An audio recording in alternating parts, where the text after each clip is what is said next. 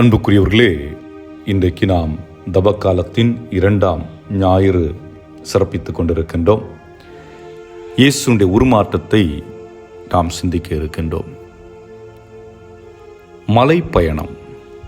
மலைப்பயணம் என்பது ஒரு புதிய அனுபவத்தை கொடுக்கக்கூடியது. ஆனால் அந்த அனுபவத்தை பெற நாம் நம்மிடம் இருக்கின்ற கம்ஃபர்ட் ஜோன், சொகுசு வாழ்வு அல்லது வேதனை இல்லாத அந்த வாழ்வை அப்புறப்படுத்திவிட்டு தான் நாம் அந்த புதிய அனுபவத்திற்குள் செல்ல முடியும். காரணம் என்னவென்றால், சாதாரண தரையில் நடக்கின்ற பொழுது கால் வலிக்காது. ஆனால் மலையில் ஏறி செல்ல வேண்டும் என்றால் உடல் வலி ஏற்படும், கால் வலி ஏற்படும், தாகம் ஏற்படும், மூச்சு வாங்கல் ஏற்படும். இதுபோன்று பல நிலைகள் நமக்கு அந்த நேரத்தில் வருவதற்கு வாய்ப்புகள் இருக்கிறது. ஆனால் ஏறிவிட்டோம் என்றால் அங்கிருந்து இந்த உலகின் அழகை நாம் ரசிக்க முடியும் என்பது நாம் புரிந்து கொள்ள முடியும். ஆக மலை ஏற்றம் என்பதும் கடினம், மலையிலிருந்து இறங்குவதும் கடினம். காரணம், கடினம் என்பது இறங்குவதில் கடினம் அல்ல, மாறாக இந்த அழகை விட்டுவிட்டு நாம் செல்ல வேண்டுமோ என்ற ஒரு ஏக்கம், அதனால் ஏற்படுகின்ற வருத்தம். மலையில் இருக்கின்ற பொழுது அந்த அழகை ரசிப்பது, அதில் வருகின்ற இயற்கை காற்றுகள், இயற்கை சூழல்களை நாம் பார்க்கின்ற பொழுது அங்கே மகிழ்ச்சியான ஒரு தருணம் நமக்கு இருப்பதை பார்க்க முடிகின்றது. அதே அனுபவத்தை தான் சீடர்கள் இயேசுவின் வழியாக பெறுகின்றார்கள். என்றால் இயேசு 3 சீடர்களை, குறிப்பாக எல்லாரையும் அழைத்து செல்லவில்லை, பேதுரு, யோவான், யாக்கோபு என்ற 3 நபர்களை மட்டுமே அவர் மலைக்கு மேல் அழைத்து செல்லுகின்றார். அங்கே அவர்கள் ஒரு அனுபவத்தை பெற வேண்டும் என்பதுதான். ஏனென்றால் இதுவரை இயேசுவை அவர்கள் வேறு விதமாக பார்த்திருந்தார்கள். இனி இயேசுவை வேறு விதமாக பார்க்க வேண்டும் என்ற ஒரு அனுபவம். அங்கே சென்றவர்களுக்கு ஒரு ஆச்சரியம். இயேசுடைய முகம் மாறுகிறது, பொலிவடைகிறது. அது மட்டுமல்ல, அங்கே அவர்கள் 2 முக்கியமான நபர்களையும் சந்திக்கின்றார்கள். மோசே மற்றும் எலியா இறைவாக்கினர். மோசே சட்டத்தை மக்களுக்கு இறைவனிடமிருந்து பெற்றுக் கொடுத்தவர். இறைவாக்கினர்கள் என்று சொல்லக்கூடியவர்கள் மனம் மாறுங்கள் என்று மக்களுக்கு விழிப்புணர்வை ஏற்படுத்தி செய்தவர்கள். ஆக இந்த 2ஐயும் சேர்த்து அதற்கு ஒரு முற்றுப்புள்ளி வைப்பதற்காக இயேசு அங்கே நின்று கொண்டிருக்கின்றார். அந்த இயேசுனுடைய உடலில் ஏற்படுகின்ற மாற்றத்தை பார்க்கின்றார்கள். பேதுருவுக்கு ஒரு ஆசை வருகிறது, இங்கேயே தங்கிவிடலாமே, எவ்வளவு அழகாக இருக்கிறது, அது விண்ணகத்தின் போன்று மகிழ்ச்சியாக இருக்கிறது, எந்த பாரமும் இல்லை, எந்த சுமையும் இல்லை, எந்த தொந்தரவும் இல்லை, இப்படி இருந்து விடலாமே என்ற ஒரு ஆசை அதை இயேசு இடத்துல கேட்கவும் செய்கின்றார். அந்த நேரம் பார்த்து மேகமூட்டம் ஒன்று வர அதில் ஒரு குரல், இவரே என் மைந்தன், நான் தேர்ந்து கொண்டவர் இவரே, இவருக்கு செவிசாயுங்கள். அப்படி என்றால் அவருக்கு புரிந்து விடுகிறது, இங்கே தங்க முடியாது, நாம் மலையில் மட்டுமே வாழ முடியாது. அதாவது மக்களை விட்டு விலகி இருந்து மக்கள் பணி செய்ய முடியாது, மக்களோடு இருந்துதான் மக்கள் பணி ஆற்ற வேண்டும்.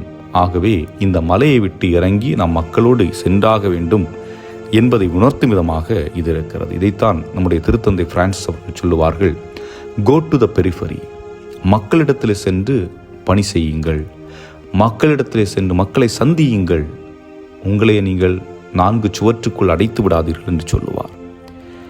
இன்று உண்மையை சொல்ல வேண்டுமென்றால் பல போதகர்களும் குருக்களும் அருட்சகோதரிகளும் இன்று நாம் சிறைப்பட்டவர்களாக, கூண்டு பறவைகளாக, கூட்டுக்குள்ளே நம்மையே பாதுகாக்கும் விதமாக இந்த மலை மேல் இருக்கின்ற அந்த நிகழ்வை தான் நாம் வாழ்ந்து கொண்டிருக்கின்றோம்.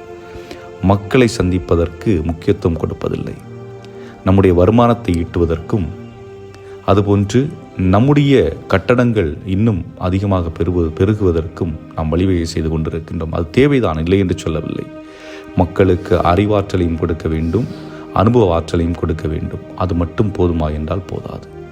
அதே நேரத்திலே இன்னும் பலவற்றை நாம் அவர்களுக்கு கொடுக்க வேண்டும். வாழ்வியலை கற்றுக் கொடுக்க வேண்டும். இன்னும் அவர்களோடு நாங்கள் உங்களோடு இருக்கின்றோம் என்ற ஒன்றையும் நாம் சொல்லிக் கொடுக்க வேண்டும். ஏனென்றால் உலகம் என்பது இந்த உலகை மையப்படுத்தியது அல்ல, மாறாக விண்ணகத்தை மையப்படுத்தியது, இறைவனோடு வாழுகின்ற அந்த ஒரு சூழலை மையப்படுத்தியது. ஆகவே இந்த நிகழ்வை, இதை சிந்தித்துக் கொண்டிருந்த பொழுது எனக்கு ஒரு நிகழ்வு தென்பட்டது. அந்த நிகழ்வு என்ன என்றால், ஆஸ்கார் ரொமேரோ அவருடைய வாழ்வு. இவர் தொடக்கத்திலே ஒரு சாதாரண ஒரு குருவானவர் தான். இவரும் மற்ற மக்களை பற்றி கவலைப்பட்டதில்லை, பிறரை பற்றி எண்ணியதில்லை. ஒரு பழமைவாதி என்று சொல்லலாம். சட்டங்களை அப்படியே பின்பற்றிவிட்டு ஒரு ஆன்மீக குருவாக இருந்துவிட்டு சென்று விட வேண்டும் என்று இருந்தவர். 1977 அவர் முதன்மை ஆயராக பொறுப்பேற்கின்றார். அங்கும் அவர் தொடக்கத்திலே சாதாரணமாக இருக்கின்றார். அவரை கண்டு அரசியல்வாதிகளுக்கு எந்த பயமும் இல்லை. ஏனென்றால் அவர் அவர்களை கேள்வி கேட்கப் போவதில்லை. அவர் பாட்டுக்கு அவர் பணியை செய்ய போகிறார். நாங்கள் செய்து கொண்டிருப்பதை நாங்கள் செய்து கொண்டிருக்கலாம் என்று ஒரு அபிப்பிராயத்திலே இருந்த மக்கள். அந்த நேரத்திலே அங்கே என்ன நிகழ்கிறது என்றால், ஃபாதர் ருட்டீலியோ கிராந்தே என்பவர் கொலை செய்யப்படுகின்றார். இந்த ருட்டீலியோ கிராந்தே என்பவர் யார்? மக்களுக்காக போராடியவர், நீதிக்காக போராடியவர். இவர் நீதிக்காக போராடியதால் கொலை செய்யப்படுகின்றார். இது தூங்கிக் கொண்டிருந்த ஆஸ்கர் ரொமேரோவை தட்டி எழுப்புகின்றது. ஏன் இத்தகைய கொலை, எதனால் இத்தகைய கொலை என்று அந்த மலையிலேயே தங்கிவிட்டு நிம்மதியாக வாழ்ந்து விடலாம் என்று எண்ணிய ஆஸ்கர் ரொமேரோவுடைய வாழ்விலே பொறி தட்டுகின்றது, தீபம் ஏற்றப்படுகின்றது. ஆண்டவருடைய உள்ளத்தை தொடுகின்றார். அன்று முதல் மக்களுடைய பிரச்சனைகளை கவனிக்க ஆரம்பிக்கின்றார். மக்களுடைய அழுகுரலை கேட்கின்றார். அது மட்டுமல்ல, அவருடைய மறைவுரைகளிலும் ரேடியோக்களிலும் ஊழல் பற்றியும் நீதியின்மை பற்றியும் வன்முறை பற்றியும் பேச ஆரம்பிக்கின்றார். அப்பாவிகளுக்கு எதிராக எதையும் அப்பாவிகளை கொலை செய்யாதீர்கள், அவர்களை துன்புறுத்தாதீர்கள் என்று பேச ஆரம்பிக்கின்றார். நீதி காக்கப்படும் வரை நான் அரசு நிகழ்வுகளில் பங்கெடுக்க மாட்டேன் என்ற உறுதிப்பாட்டோடு நிலைத்து நிற்கின்றார். வீரர்களுக்கு சொல்லுகின்றார், மற்றவர்களை கொடுமைப்படுத்தி அவமானப்படுத்த உங்களுக்கு அனுமதி இல்லை, அவர்களை காயப்படுத்த உங்களுக்கு அனுமதி இல்லை. எந்த படை வீரர்களும் கடவுளின் கொள்கைக்கு எதிரான சட்டங்களுக்கு கீழ்ப்படிந்து செயல்படக்கூடாது என்றும் அவர் சொல்லுகின்றார். இந்த நிலையிலே அவருக்கு பல எதிர்ப்புகளும் கொலை மிரட்டல்களும் வருகின்றன. அவர் இதை கண்டு அஞ்சவில்லை. தான் எடுத்த முடிவில் உறுதியாக இருக்கின்றார். இப்பொழுது நாம் அவரை எப்படி பார்க்க வேண்டும் என்றால், இயேசு வாருங்கள் போவோம் என்று சீடர்களை கீழே அழைத்து வருவது போன்று தயார்படுத்தப்பட்டவராக கீழே இறங்கி வருகின்றார். மக்கள் பணியை திறம்பட ஆற்றுகின்றார். மனித வெறுப்பு சார்ந்த விடயங்களில் வாழ்ந்த மக்களுக்கு எதிராக குரல் கொடுக்கின்றார். சாதாரண மக்களுக்கு ஆறுதலாக இருக்கின்றார்.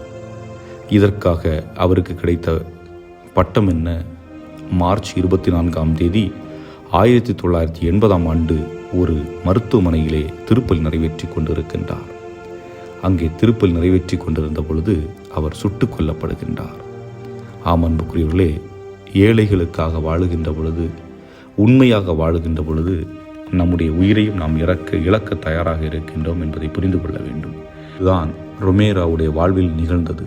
ஆக சுயநலமாக இருந்த ஒரு மனிதன் சுயநலமற்ற மனிதராக மாறி தன்னையே கடவுளுக்கு அர்ப்பணிப்பதை நாம் இங்கு பார்க்க முடிகின்றது. இப்பொழுது நம்மை பார்த்து ஒரு கேள்வி கேட்போம். இந்த தவக்காலத்தில் எனக்குள் ஏற்பட இருக்கின்ற மாற்றங்கள் என்ன? நான் பிறருடைய துன்பங்களை பார்த்து அப்படியே வேதனைப்பட்டுவிட்டு கடந்து செல்கின்றேனா?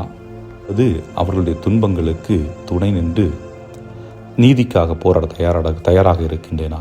ஏனென்றால் இன்று நாம் வாழுகின்ற உலகத்திலே ஊழல் மலிந்திருக்கிறது, உண்மை சாகடிக்கப்பட்டு கொண்டிருக்கின்றது, நீதியற்ற நிலை இருக்கின்றது. வசதி படைத்த தொழிலதிபர்கள் முடிவுகளை எடுத்து அந்த முடிவுகளை மக்கள் ஏற்று வாழ வேண்டும் என்று பல்வேறு விதத்தில் கட்டாயப்படுத்தப்படுகின்ற சூழலில் நாம் தள்ளப்பட்டு கொண்டிருக்கின்றோம்.